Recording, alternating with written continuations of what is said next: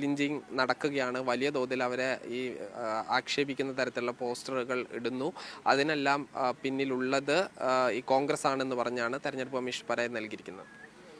അവർക്ക് പ്രൂവ് ചെയ്യാൻ പറ്റട്ടെ എന്ന് എനിക്ക് പറയാൻ പറ്റുന്നുള്ളൂ. കാരണം ഇവിടെ ഇപ്പോൾ നിലവിൽ നമുക്കെതിരെ നമ്മളുടെ പ്രചരണവുമായി ബന്ധപ്പെട്ട് ഫുൾ ഫോക്കസായിട്ട് നീങ്ങിക്കൊണ്ടിരിക്കുകയാണ്. എന്തെല്ലാം തരം പരാതികളാണ്, എന്തെല്ലാം തരം പറച്ചിലുകളാണ് പോകുന്നതെന്നുള്ളതിനെ കുറിച്ച് യാതൊരു ചിന്തയും എനിക്കില്ല. പിന്നെ നോക്കൂ, ഇവിടെയുള്ള സൈബർ ഇടങ്ങളിൽ ഏറ്റവും ശക്തരായിട്ടുള്ളത് മറ്റ് രണ്ട് പാർട്ടിക്കാർ തന്നെയാണ്. സൈബർ ഇടങ്ങളിൽ അതിൽ സംശയമൊന്നുമില്ല.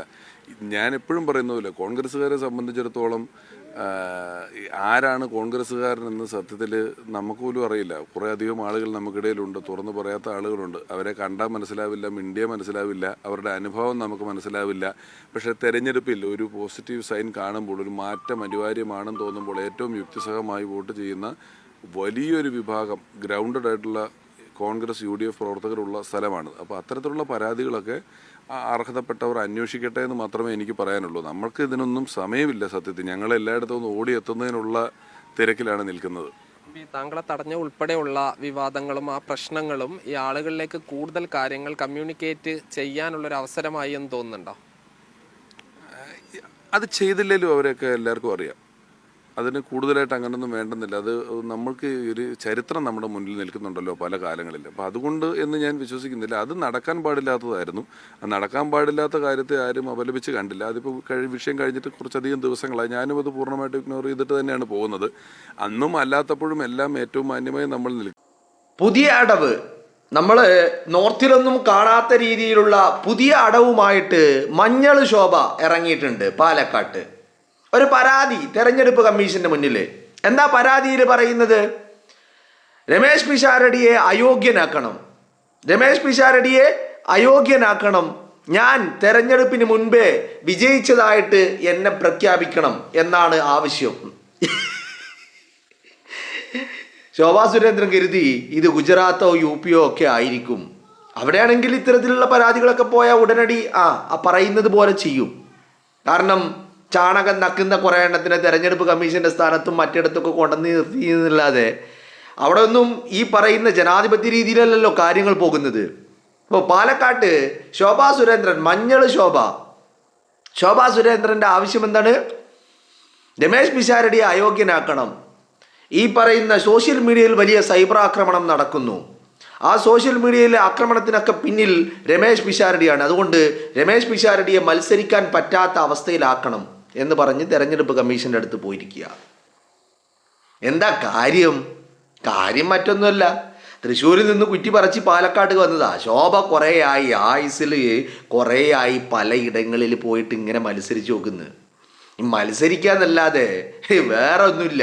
ഈ മത്സരിക്കാൻ പോയി കഴിഞ്ഞാൽ എല്ലായിടത്തും പോയിട്ട് നാവിന് നല്ല നീട്ടമുള്ളതുകൊണ്ട് നല്ല നീട്ടിക്കുറുക്കിയുള്ള വർത്താനം ഉണ്ടാകും, വെല്ലുവിളികൾ ഉണ്ടാവും, അവകാശവാദങ്ങളൊക്കെ ഉണ്ടാകും എന്നതിനപ്പുറത്തേക്ക് ഇതുവരെ ഒരു തെരഞ്ഞെടുപ്പിലും വിജയിക്കാൻ പറ്റിയിട്ടില്ല. അപ്പോൾ അതിൻ്റെ വലിയ ഒരു പ്രശ്നമുണ്ട്.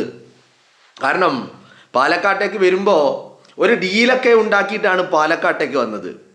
ഡീലൊക്കെ ഉണ്ടാക്കി പാലക്കാട്ടേക്ക് വന്നു എന്നല്ലാതെ ഡീലും വർക്കാവുന്നില്ല, സ്ഥാനാർത്ഥിത്വവും വർക്കാവുന്നില്ല, ഒന്നും വർക്കാവുന്നില്ല. പാലക്കാട്ട് രമേശ് പിഷാരടി അങ്ങ് തൂക്കി.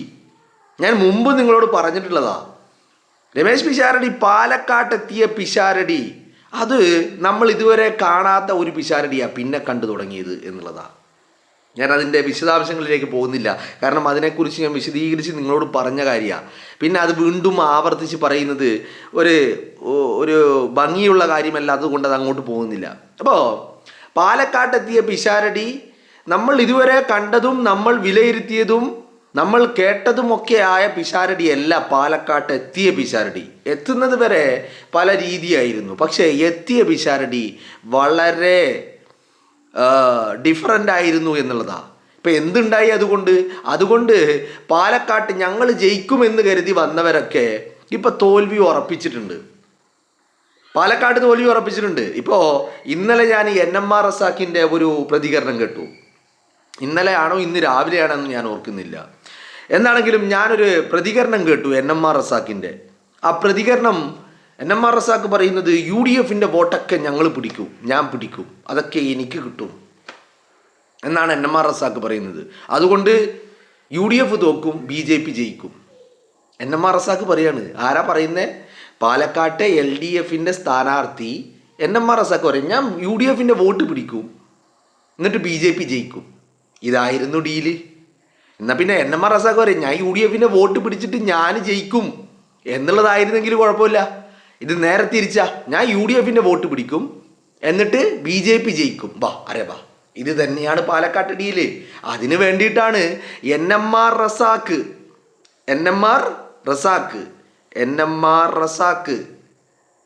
ഞാനത് എടുത്ത് പറയുന്നതിൽ അതിൽ കാര്യമുണ്ട്.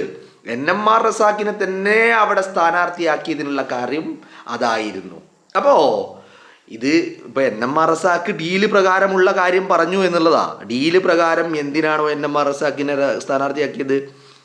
പാലക്കാട്ടെ മൈനോറിറ്റി കമ്മ്യൂണിറ്റിയുടെ വോട്ട് NMR റസാക്കിന് കിട്ടും എന്നുള്ള വിശ്വാസത്തിന് പുറത്താ. NMR റസാക്കിന് അറിയില്ലല്ലോ. ഇപ്പോൾ കോൺഗ്രസ്സുകാരനും എല്ലാവരും NMR റസാക്കിൻ്റെ കടയിൽ പോയിട്ട് ബിരിയാണി വാങ്ങും ചെയ്യും, കാശ് കൊടുക്കുകയും ചെയ്യും എന്ന് കരുതിയിട്ട് വോട്ടും NMR റസാക്കിന് കൊടുക്കുന്ന NMR റസാക്ക് കരുതിയത്. അവിടെ NMR റസാക്കിന് തെറ്റി. റസാക്കെ, നിന്നെ എന്തിനാണ് അവിടെ സ്ഥാനാർത്ഥിയാക്കിയതെന്നും ആദ്യഘട്ടത്തിൽ എന്തുകൊണ്ട് റസാക്ക് ഞാൻ മത്സരിക്കാനില്ല, ഞാൻ സ്ഥാനാർത്ഥിയാവാനില്ല എന്ന് CPMൻ്റെ പാലക്കാട്ടെ ജില്ലാ നേതൃത്വത്തെ അറിയിക്കുകയും അതിനുശേഷം പിണറായി വിജയൻ വിളിച്ച് സംസാരിച്ച് സ്ഥാനാർത്ഥി ആവുകയും ചെയ്തത് എന്തിനു വേണ്ടിയിട്ടാണ് എന്നൊക്കെയുള്ളത് പാലക്കാട്ടെ ജനതക്കും കേരളത്തിൻ്റെ പൊതുസമൂഹത്തിനും നല്ല ബോധ്യമുണ്ട്.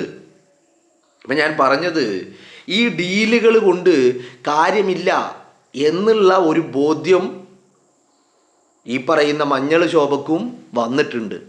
അതാണിപ്പോൾ ഇങ്ങനെ ഒരു പരാതി. എന്താ പരാതി? പിഷാരടിയെ മത്സരിക്കുന്നതിൽ നിന്ന് അയോഗ്യനാക്കണം.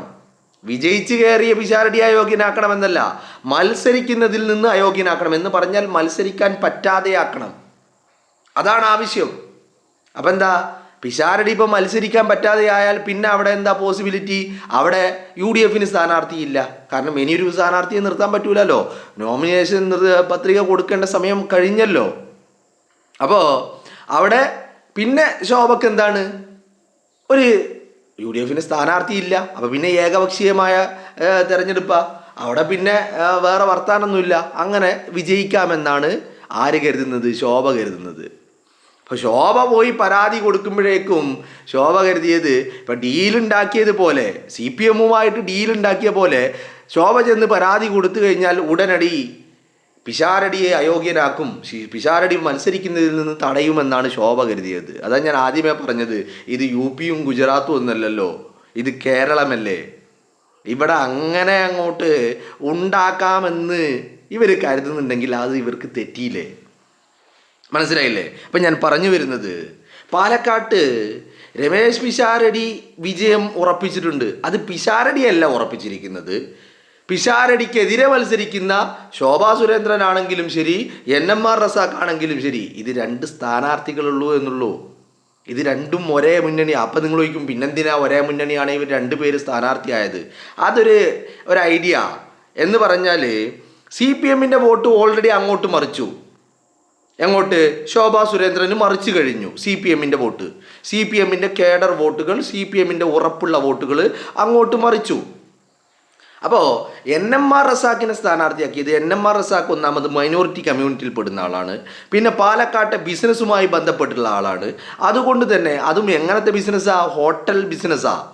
അതുകൊണ്ട് വരുന്ന ഓരോ വ്യക്തികളുമായിട്ട് നല്ല പരിചയമുള്ള വ്യക്തി എന്നുള്ള രീതിയിൽ UDFന് പോകേണ്ട വോട്ടുകൾ കുറച്ചിങ്ങോട്ട് കിട്ടും എന്നുള്ളതായിരുന്നു ഇവരുടെ കണക്ക് കൂട്ടൽ. അപ്പോൾ അങ്ങനെയാവുമ്പോൾ എന്താ കാര്യം? അങ്ങനെയാവുമ്പോൾ CPMൻ്റെ വോട്ട് മറിച്ചതും അറിയില്ല, മനസ്സിലാക്കാൻ കഴിയില്ല. ഞങ്ങൾക്ക് ഇത്ര വോട്ട് കിട്ടിയിട്ടുണ്ട്, അത് ഞങ്ങളെ വോട്ടാണ് എന്ന് പറയും. ഞങ്ങളെ വോട്ട് എവിടെയും പോയിട്ടില്ല എന്ന് പറയും. മനസ്സിലായോ? അപ്പോൾ ഇതായിരുന്നു കണക്ക് കൂട്ടൽ. ഞാൻ പറയുന്നത് ഇത് നടക്കാൻ പോണ കാര്യമില്ല. ഇത് ഡീലുണ്ടാക്കുമ്പോൾ ഇവർ പൊതുസമൂഹത്തോടൊന്ന് പറയണമല്ലോ, ഒരു ക്യാപ്സ്യൂൾ വേണമല്ലോ. ആ ക്യാപ്സ്യൂൾ ഇതായിരുന്നു. പക്ഷേ ആ ക്യാപ്സ്യൂളും പാളിപ്പോയി. അപ്പോഴാണ് ഇപ്പോൾ പരാതിയിൽ പറയുന്ന കാര്യങ്ങൾ കാരണം കണ്ടാലും നിങ്ങൾ ഞെട്ടിപ്പോവും. സൈബർ ആക്രമണം നടക്കുന്നു. ഈ സൈബർ ആക്രമണമൊക്കെ പിഷാരടിയാണ് നടത്തുന്നത്, അതുകൊണ്ട് അയാൾ അയോഗ്യനാക്കണം. എന്താ കാര്യം? വല്ല സൈബർ ആക്രമണവും ഉണ്ടോ? എന്താ ഈ സൈബർ ആക്രമണം എന്ന് പറഞ്ഞാൽ എന്താ? എനിക്ക് മനസ്സിലാവുന്നില്ല. നമ്മൾ ആരെങ്കിലും വിമർശിച്ചാൽ അത് സൈബർ ആക്രമണമാണോ? ആരോടെങ്കിലും ചോദ്യം ചോദിച്ചാൽ അത് സൈബർ ആക്രമണമാണോ? സൈബർ ആക്രമണം എന്ന് പറഞ്ഞാൽ ഇപ്പോൾ സോഷ്യൽ മീഡിയകളിൽ വ്യക്തി അധിക്ഷേപം നടത്തുക, ഒരാളെ പച്ചക്ക് തെറി വിളിക്കുക, അല്ലെങ്കിൽ വ്യക്തി അധിക്ഷേപം നടത്തുക, ഇതൊക്കെ ആണ് പറയുന്നതെങ്കിൽ സ്ത്രീയെ അധിക്ഷേപിക്കുക ഒക്കെ ചെയ്തു കഴിഞ്ഞാൽ അത് സൈബർ ആക്രമണമായിട്ട് കാണാം. ചോദ്യങ്ങൾ ചോദിക്കുന്നതിനെയൊക്കെ സൈബർ ആക്രമണം എന്നാണ് പറയുന്നതെങ്കിൽ അത് കുണ്ടിയിൽ തീട്ടമില്ലായിട്ടാണ് എന്ന് പറയും. കാരണം ചോദ്യങ്ങൾക്ക് മറുപടി ഇല്ലാതെ വരുമ്പോഴാണ് ഈ പ്രശ്നം, അല്ലേ? നിങ്ങളിപ്പോൾ ഈ അടുത്ത കാലത്ത് കുറേ ആൾക്കാർ സൈബർ ആക്രമണം നടത്തുന്നു, ജാമ്യം റദ്ദാക്കണം എന്നൊക്കെ പറഞ്ഞ് പലരും പോകുന്നതായിട്ടല്ലോ, ഈ പാലക്കാടുമായി ബന്ധപ്പെട്ടിട്ട് തന്നെ അല്ലേ ഇപ്പം രാഹുൽ മാങ്കൂട്ടത്തിൻ്റെ ജാമ്യം റദ്ദാക്കണം, തങ്ങൾക്ക് നേരെ സൈബർ ആക്രമണം നടത്തുന്നു. ആരാ നടത്തുന്നത്? ആരൊക്കെയോ നടത്തുന്നു. പക്ഷെ അതിനൊക്കെ പിന്നിൽ രാഹുൽ മാങ്കൂട്ടമാണ് എന്ന് പറഞ്ഞതുപോലെ പിഷാരടിയെ മത്സരിക്കുന്നതിൽ നിന്ന് തടയണം. എന്താ കാര്യം? സൈബർ ആക്രമണം നടത്തുന്നു. ആരാ നടത്തുന്നത്? ആരൊക്കെയോ നടത്തുന്നു, പക്ഷെ അതിന് പിന്നിൽ പിഷാരടിയാണ്. ഇതാണ് വാദം. ഇപ്പം വാദങ്ങൾ കേൾക്കുമ്പോൾ നിങ്ങൾക്ക് കുറച്ചുകൂടി കാര്യങ്ങൾ വ്യക്തമായല്ലോ. അവിടെയും ഇതേ വാദം, ഇവിടെയും ഇതേ വാദം. രാഹുലിൻ്റെ കാര്യത്തിലും ഇതേ വാദമായിരുന്നു, രമേശ് പിഷാരടിയുടെ കാര്യത്തിലും വാദം ഒന്നായിരുന്നു. പക്ഷെ ആവശ്യം മാത്രം വ്യത്യാസമുണ്ട്. ഒരാളുടെ ജാമ്യം റദ്ദാക്കണം, മറ്റൊരാളെ മത്സരിക്കുന്നതിൽ നിന്ന് തടയണം. ഇതാണ്. അന്ന് രാഹുലായിരുന്നു, പിന്നിൽ രാഹുലായിരുന്നു എന്നാണ് പറഞ്ഞത്. അന്ന് പിന്നിൽ രാഹുലാണ് എന്നാണ് പറഞ്ഞത്. ഇന്ന് ഇതിന് പിന്നിൽ പിഷാരടിയാണ് എന്നാണ് പറയുന്നത്. ഇപ്പം വേറൊന്നുമല്ല. ഇപ്പം അങ്ങനെയെങ്കിലും എതിർ സ്ഥാനാർത്ഥിക്ക് മത്സരിക്കാൻ യോഗ്യത പോലും ഇല്ലാണ്ട് മത്സരരംഗത്ത് നിന്ന് അയാളെ മാറ്റി നിർത്തിയാൽ ആ വഴിയിലൂടെ അങ്ങനെ ഒരു പോസിബിലിറ്റിയിൽ തനിക്ക് MLA ആവാം എന്നുള്ളതാണ് ചിന്താഗതി. പക്ഷെ ചിന്താഗതി കൊണ്ടും കണക്ക് കൂട്ടൽ കൊണ്ടും കാര്യം നടക്കുമോ? കാര്യം നടക്കൂലോ. അപ്പോൾ പറഞ്ഞു വരുന്നത്, ഇത്തരത്തിലുള്ള പരാതികളുമായിട്ട് ഇറങ്ങി പുറപ്പെട്ടിരിക്കുക. അതാണ് ഞാൻ ആദ്യമേ പറഞ്ഞത്.